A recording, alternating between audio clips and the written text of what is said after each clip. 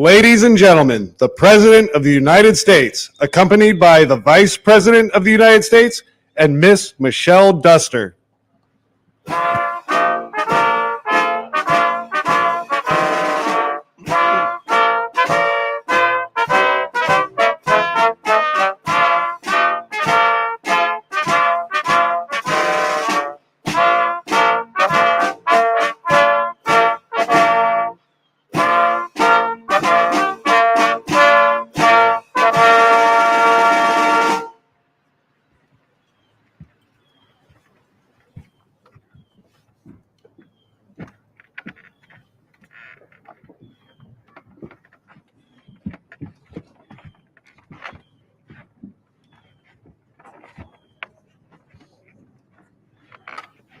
Everybody.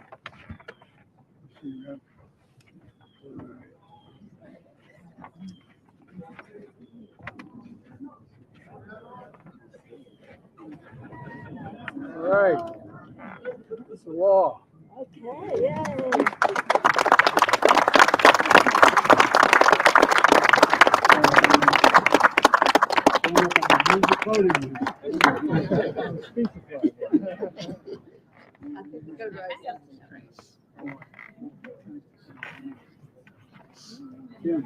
Yes, sir.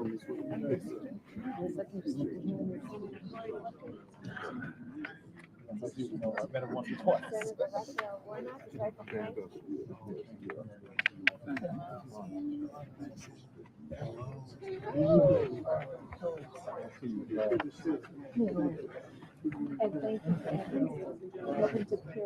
Yep.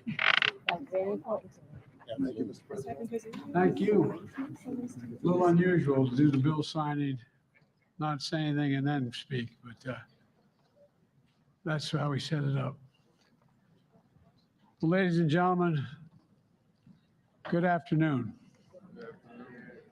I just signed into law the Emmett Till Anti-Lynching Act, making lynching a federal hate crime for the first time in American history. I want to thank Vice President Harris, who was a key co-sponsor of this bill when she was a United States Senator.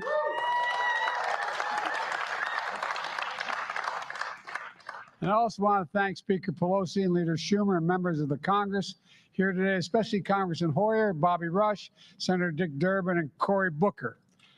I also want to thank Senator Tim Scott, who couldn't be here today, and the civil rights leaders gathered here today, and most of all, the family of Emmett Till and Ida B. Wells. Thank you for never giving up, never, ever giving up.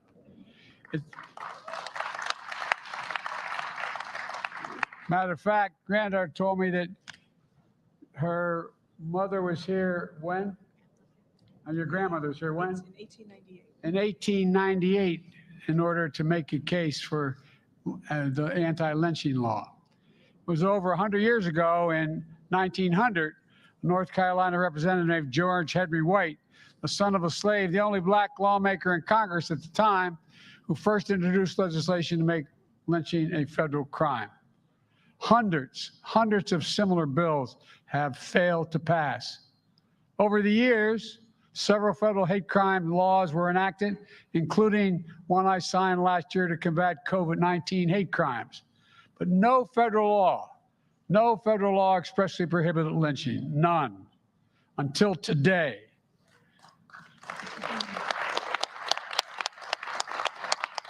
One of the leading chronicles of our history of the lynching is Brian Stevenson, who happens to be a Delawarean from our home state, who wanted very much to be here today, but he could not.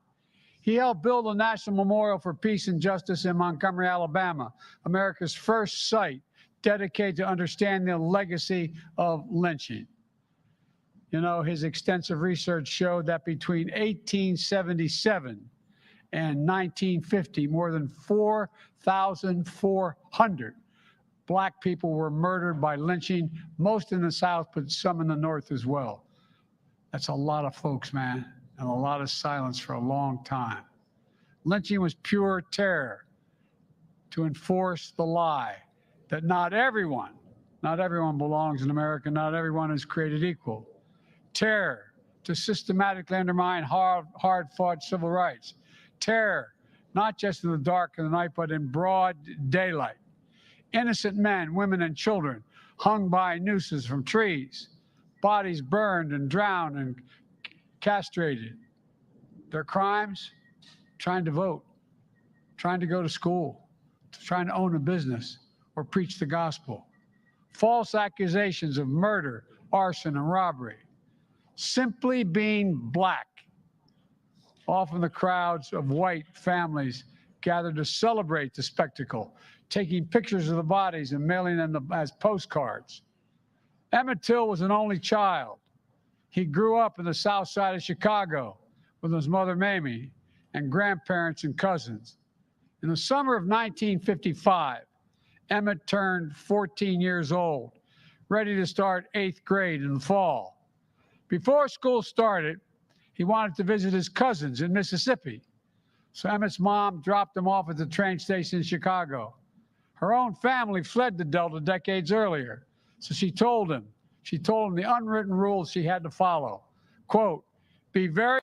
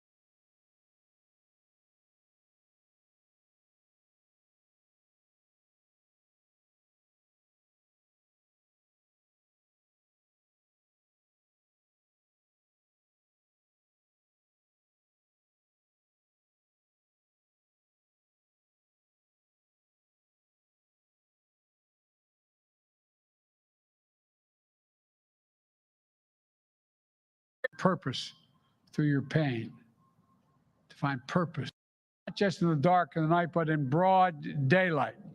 Innocent men, women, and children hung by nooses from trees, bodies burned and drowned and castrated.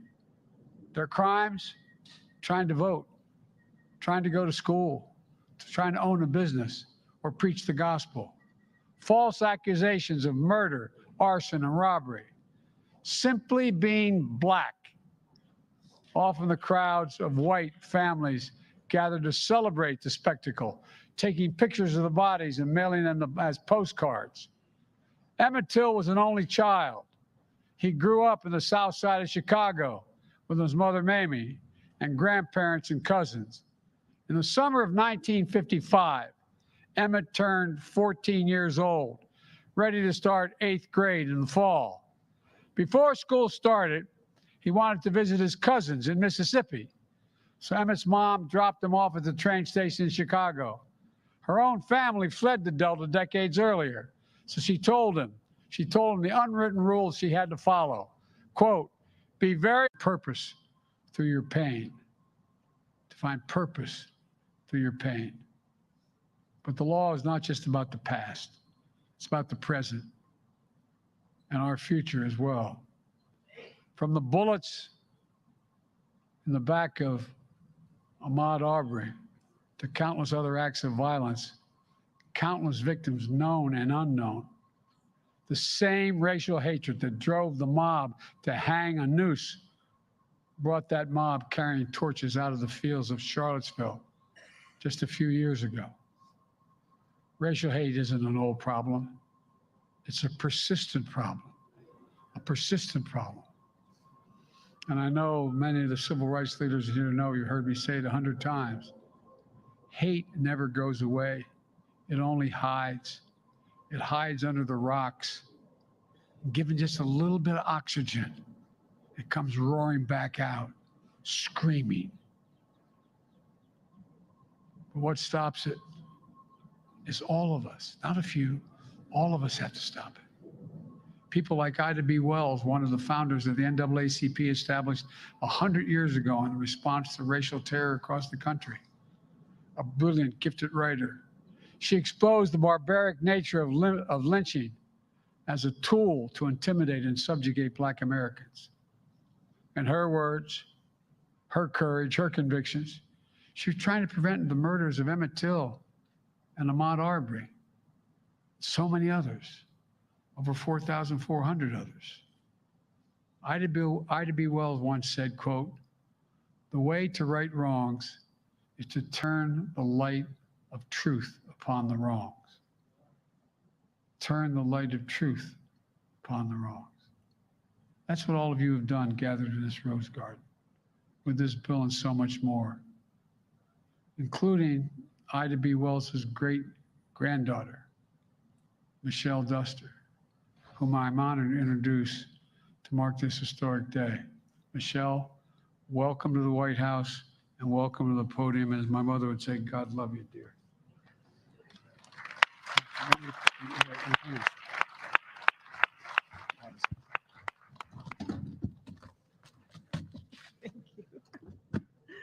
All right.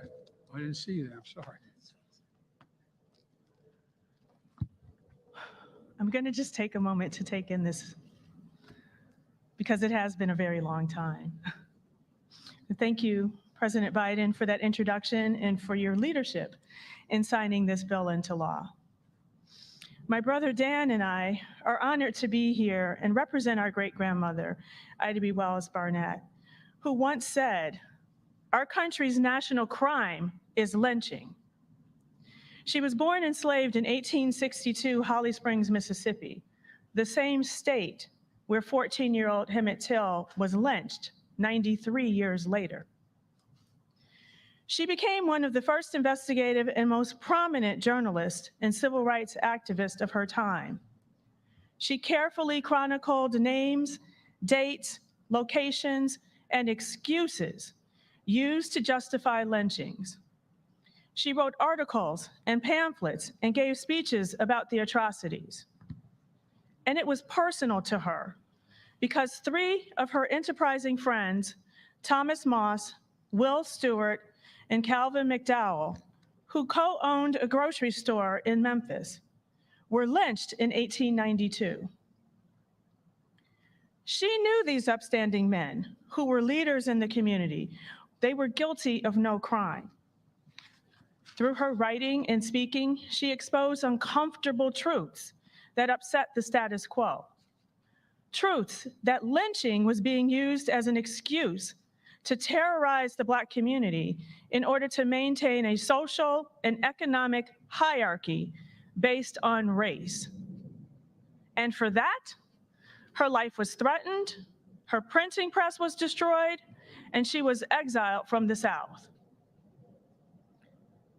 Despite losing everything, she continued to speak out across this country and Great Britain about the violence and terror of lynching. She eventually settled in Chicago, where I was born, and where Emmett Till was born.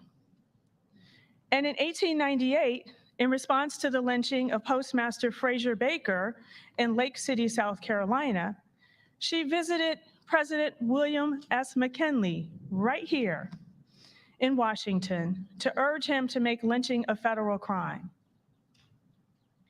Since my great-grandmother's visit to the White House 124 years ago, there have been over 200 attempts to get legislation enacted.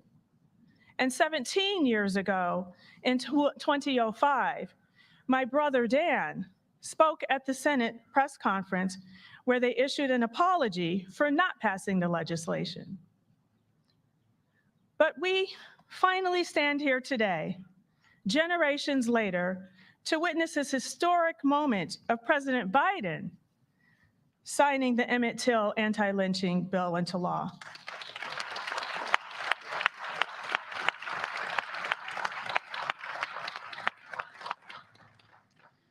We are here today because of the tenacity of the civil rights leaders and commitment of members of Congress who are here today. And because of someone who was instrumental in this bill when she was a senator, and someone my great-grandmother would especially be proud of. It is my humble honor to introduce the Vice President of the United States, Kamala Harris.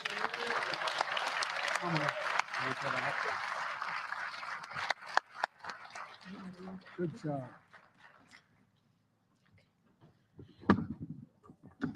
All good. Good afternoon, everyone. Good afternoon.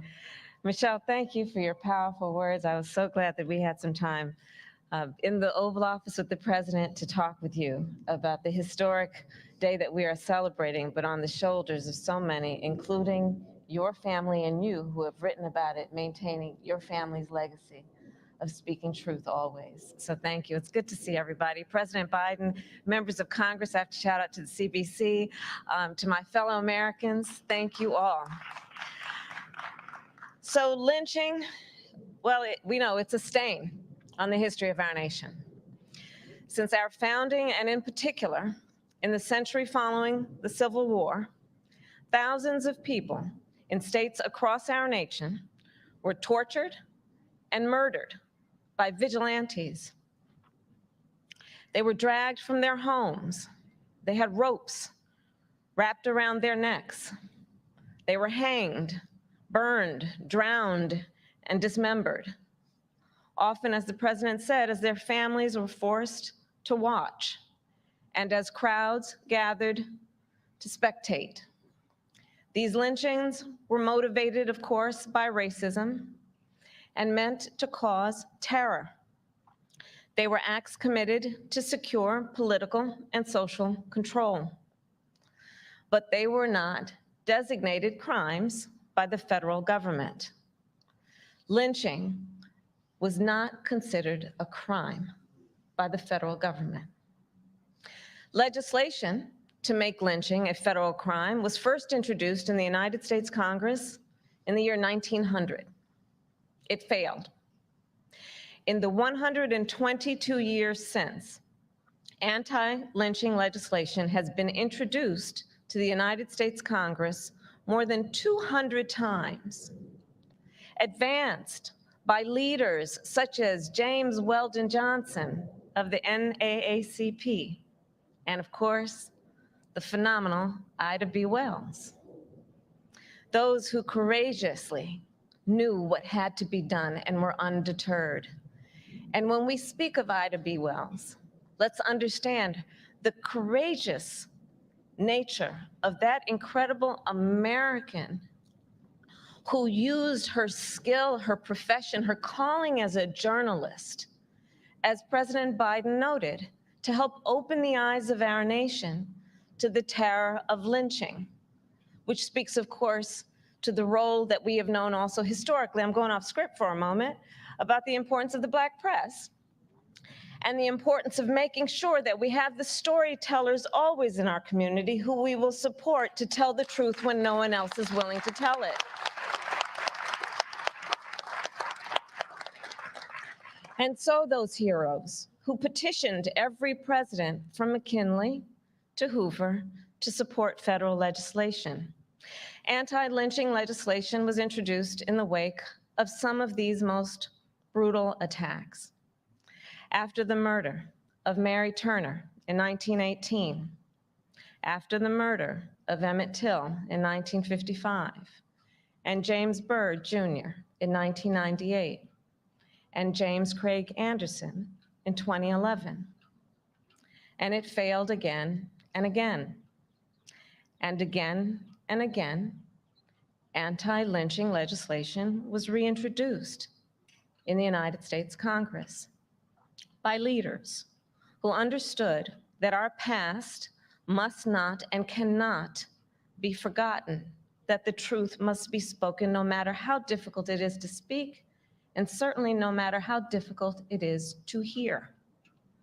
Leaders who understood that the victims of lynching and their families and all of our society deserve that we recognize the crimes and the injustice of what was occurring, and that the people of our nation deserve the protection of a federal anti-lynching law.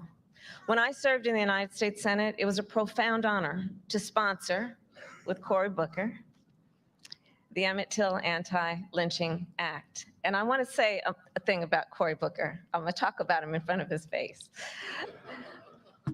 Cory Booker, I have had the privilege of working with, and he is a man of uncommon courage, unmatched moral clarity, and an unwavering commitment to doing what is right. Thank you, Cory Booker. And I also want to recognize and thank Senator Tim Scott, whose partnership, of course, helped us pass this legislation, and with Congressman Bobby Rush. Where is he? There you are. Who kept this fight alive for so many years in the United States Congress. Congressman Rush, you have dedicated your career to guiding our nation toward justice, and I thank you. And thank you to so many other leaders who are gathered here who helped us reach this very important day. Leaders who witnessed the brutal reality of lynching, such as Ollie Gordon and Reverend Wheeler Parker, cousins of Emmett Till, for whom the stories of these crimes are not lines in a history book, but vivid memories. So today we are gathered to do unfinished business, to acknowledge the horror in this part of our history, to state unequivocally that lynching is and has always been a hate crime, and to make clear that the federal government may now prosecute these crimes as such. Lynching is not a relic of the past. Racial acts of terror still occur in our nation. And when they do, we must all have the courage to name them and hold the perpetrators to account.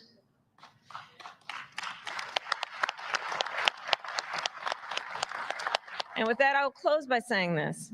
I believe that so often, and it has been said, the victims of lynching were targeted, and let's be clear about this, because they were working to build a better America. That's what they were doing. It was in everybody's best interest what they were doing.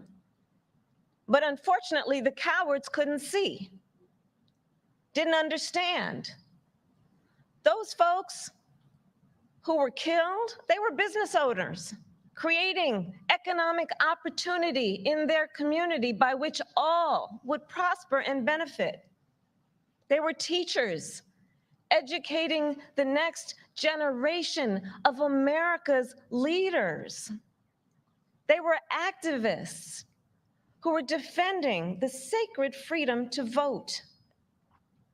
So today, as we recognize them, as we recognize our history, let us also be here gathered to recommit ourselves to that unfinished business as well, to continuing to fight for freedom, for opportunity, and justice for all. May God bless you, and may God bless America. Thank you all. Great job. Thank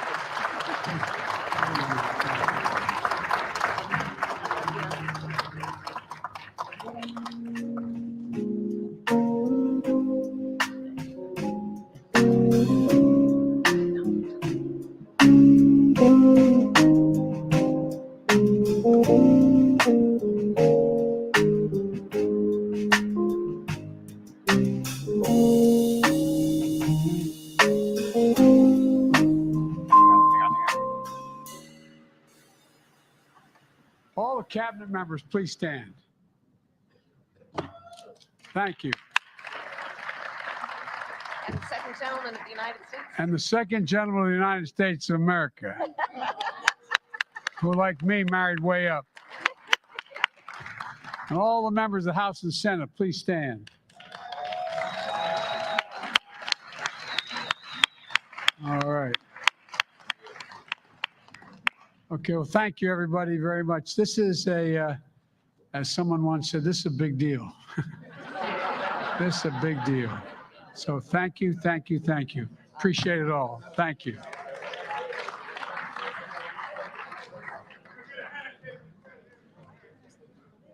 Well, come on over here and get it.